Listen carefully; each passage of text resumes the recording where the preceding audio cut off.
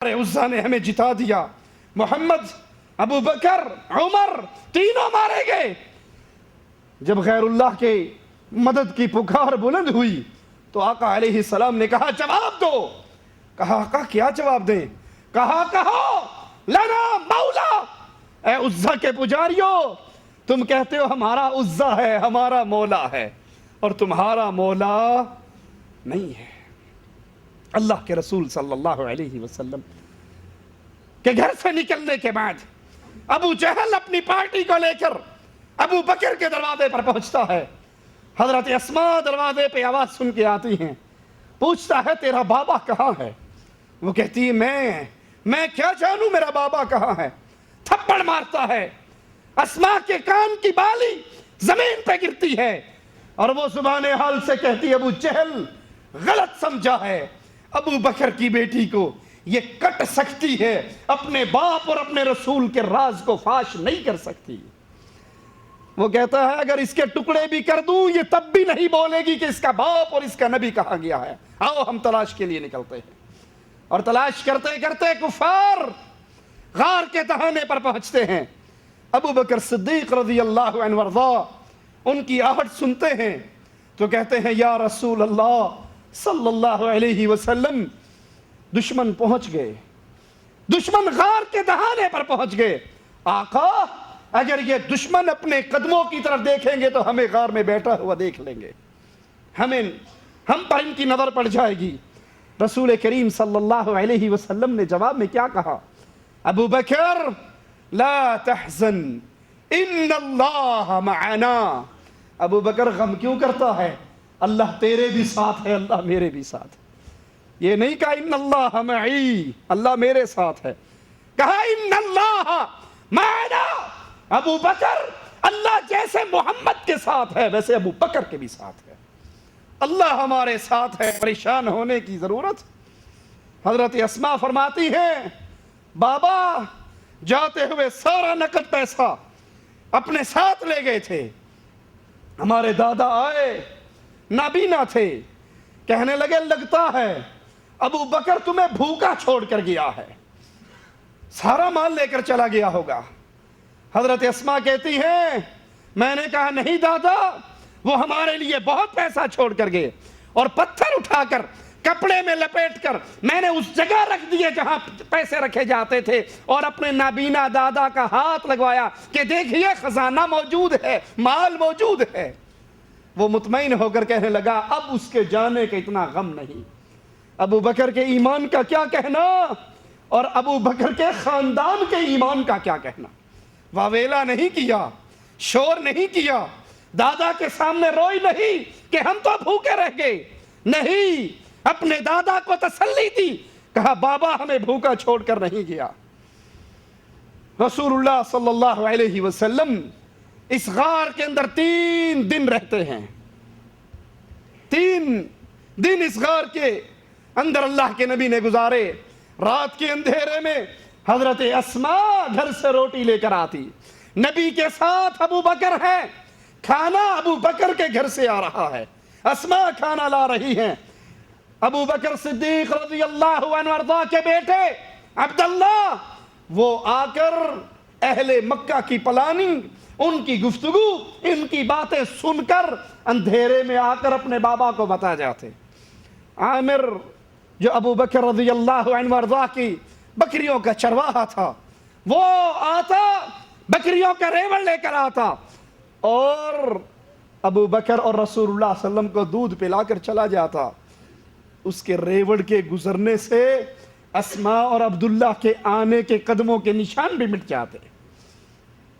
ساتھ بھی ابو بکر، کھانا بھی ابو بکر کے گھر سے، دودھ بھی ابو بکر کے گھر سے، رپورٹنگ بھی ابو بکر کا گھرانہ کر رہا ہے. یہ ابو بکر کی محبت ہے محمد الرسول اللہ صلی اللہ علیہ وسلم سے. چوتھی شب عبداللہ بن ابو بکر مکے سے 2 اونٹنیاں لے کر آتے ہیں جن کو ابو بکر رضی اللہ عنہ وارضا نے ہجرت کے لیے پہلے سے ہی تیار کر رکھا تھا. جب لوگ ہجرت کرنے کے لیے نکلے ابو بکر نے کہا تھا آقا میرے لیے کیا حکم ہے؟ کہا تم ٹھہر جاؤ، ہجرت کا محمد کا ساتھی تم بنو گے اور ہم انشاءاللہ اللہ کے راستے میں اکٹھے ہجرت کریں گے۔ 2 اونٹنی لاتے ہیں اور اس پہ سوار ہو کر جب یہ اونٹنی آتی ہے، حضرت اسماء گھر سے کھانا لے کر آتی ہیں، لیکن کھانا اس اونٹ کے کچاوے سے باندھنے کے لیے اسماء کے پاس رسی نہیں، اپنا وہ کپڑا جن کو عرب عورتیں کمر پہ باندھا کرتی تھی اس کو حضرت اسماء پھاڑ کر آدھا حصے کے اندر اس رسول کے کھانے کو اس اونٹ کے ساتھ باندھ دیتی ہیں رضی اللہ تعالی عنہا۔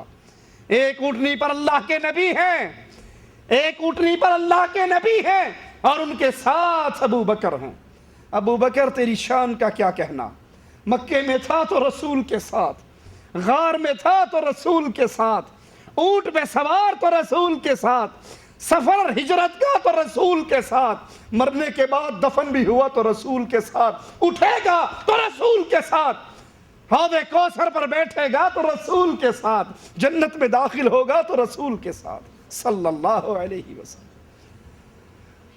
ایک اونٹنی پر ابو بکر اور اللہ کے نبی صلی اللہ علیہ وسلم، دوسری پر عامر اور عبداللہ نامی وہ شخص جو راستہ دکھانے کے لیے ابو بکر نے اپنے پیسوں سے جس کو ہائر کیا تھا وہ چل رہا ہے۔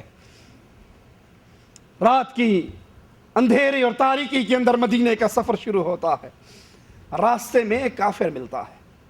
ابو بکر تیری سچائی پہ سلام کرنے کو جی کرتا ہے، کہتے ہیں کافر ملا، اس نے رسول اللہ صلی اللہ علیہ وسلم کی طرف دیکھ کر اشارہ کر کے کہا یہ کون ہے؟ ابو بکر کہتے ہیں میں پریشان ہو گیا، اس کو جواب دوں تو کیا جواب دوں؟ اگر کہوں یہ محمد ہیں صلی اللہ علیہ وسلم تو راز لیک آؤٹ ہوتا ہے، کفار پیچھے آ جائیں گے، اور اگر جھوٹ بولوں تو ابو بکر نے زندگی میں کبھی جھوٹ نہیں بولا، آج کیسے بولے؟ کہا میرے دل میں آیا، میں نے کہا یہ راہ دکھانے والا ہے، راستے کا رہبر ہے۔ وہ کافر سمجھا کہ یہ کسی ایسے راستے پر جا رہا ہے جس کا اسے علم نہیں، اس نے کسی شخص کو کرائے پہ لیا ہے راستہ دکھانے کے لیے، اور ابو بکر کے دل میں تھا یہ محمد ہے جو مجھے جنت کا راہ دکھاتا ہے۔ وہ ابو بکر جس نے کبھی کفار کے سامنے بھی جھوٹ نہیں بولا، جس نے نہ آسانی میں صدیق کہا، فاروق اللہ کے نبی نے اس کو صدیق کہا اور اہل ایمان نے ان کو صدیق کہا۔ پوچھتا ہے یہ کون ہے؟ جواب میں کہتے ہیں یہ رہبر ہے جو مجھے راستہ دکھاتا ہے۔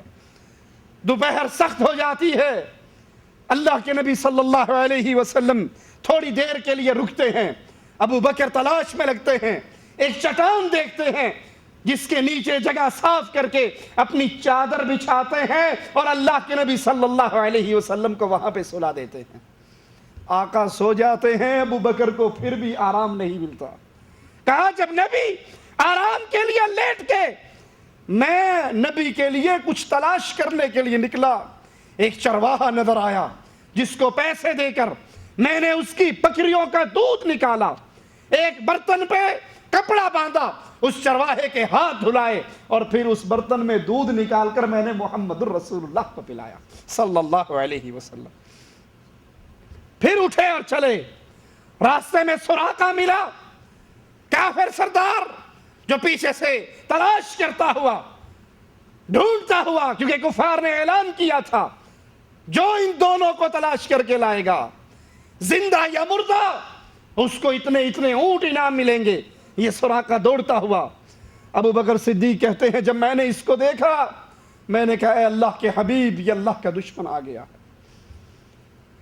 کہا یہاں تک کہ ہمارے اور اس کی سواری کے درمیان چند نیزوں کی جگہ رہ گئی، بہت قریب پہنچ گیا، میں رونے لگ گیا۔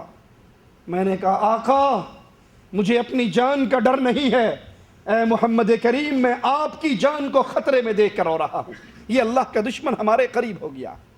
اللہ کے نبی صلی اللہ علیہ وسلم نے اس کے لیے بد دعا کی، اے اللہ تو جیسے چاہے ہماری طرف سے اس کے لیے کافی ہو جا۔ کہا اس کا زمین سخت ہونے کے باوجود اس کا گھوڑا پیڑ تک زمین کے اندر دھس گیا۔ اس نے کہا میں واپس لوٹ جاتا ہوں، میرے لیے دعا کیجیے میں اس عذاب سے بچ جاؤں، میں واپس لوٹ جاتا ہوں۔ اور نہ صرف واپس لوٹتا ہوں، اس راستے میں جتنے آئیں گے ان کو بھی واپس لوٹا دوں گا کہ اس راستے میں محمد کریم صلی اللہ علیہ وسلم نہیں ہے۔ آپ دعا کرتے ہیں، وہ پھر آزاد ہو جاتا ہے اور واپس لوٹ جاتا ہے۔ 17 رمضان 2 ہجری معرکہ بدر برپا ہوا، قریش کو شکست ہوئی، جنگی قیدی آئے۔ اللہ کے رسول صلی اللہ علیہ وسلم نے اپنے صحابہ سے مشورہ لیا ان قیدیوں کے بارے میں کیا کیا جائے۔ ابو بکر صدیق رضی اللہ عنہ وردہ کہنے لگے، اے اللہ کے نبی، یہ سب عزیز و اقارب ہیں، اے اللہ کے نبی ان سے فدیہ لے کر ان کو چھوڑ دو۔ جو رائے ابو بکر نے دی وہی رائے محمد کریم کو پسند آئی صلی اللہ علیہ وسلم۔ اس غزوہ کے اندر ابو بکر صدیق رضی اللہ عنہ وردہ اللہ کے نبی علیہ الصلوۃ والسلام کے ساتھ، اور آپ کی حفاظت کی ساری ذمہ داری ابو بکر صدیق نے اپنے ذمہ لی۔ 8 ہجری رمضان میں مکہ فتح ہوا۔ ابو بکر صدیق رضی اللہ عنہ وردہ کے والد ابو قحافہ اسی روز مسلمان ہوئے۔ ان کو اللہ کے نبی کی خدمت میں لایا گیا تو آپ نے فرمایا، ابو بکر ان کو یہاں لے کر کیوں آئے ہو؟ یہ بزرگ ہیں، بوڑھے ہیں، ان کو یہاں لے کر کیوں آئے؟ میں خود ان کی خدمت میں جاتا، ان کو یہاں لے کر کیوں آئے؟ میں خود ان کے پاس پہنچتا۔ رجب 9 ہجری میں جب تبوک کا غزوہ پیش ہوا، اللہ کے رسول صلی اللہ علیہ وسلم نے اپنے صحابہ سے جہاد کے لیے چندہ مانگا، مال کا سوال کیا۔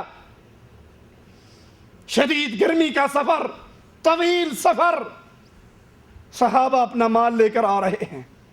حضرت عمر رضی اللہ عنہ وردہ کہنے لگے، میں نے سوچا آج نیکی کرنے میں ابو بکر سے سبقت لے جاؤں گا۔ میں نے اپنے گھر کے سارے مال کو اکٹھا کیا۔